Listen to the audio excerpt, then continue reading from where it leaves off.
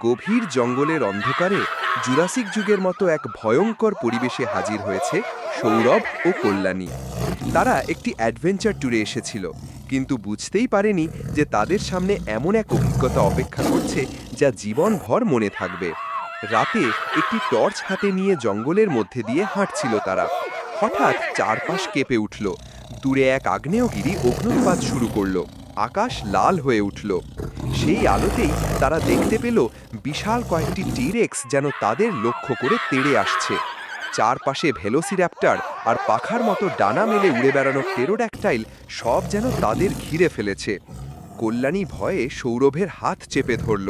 সৌরভ নীলেও স্তম্ভিত হয়ে গেছে। তারা খুব ধীরে ধীরে পেছনের দিকে সরে যাচ্ছিল, যেন কোনোভাবে বাঁচা যায়।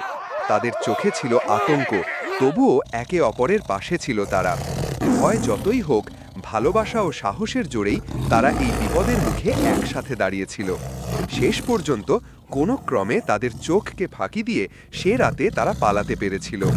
এ ছিল এক রাত যেখানে বাস্তব আর জুরাসিক যুগ যেন মিশে গিয়েছিল এক ভয়ঙ্কর দুঃস্বপ্নের মতো।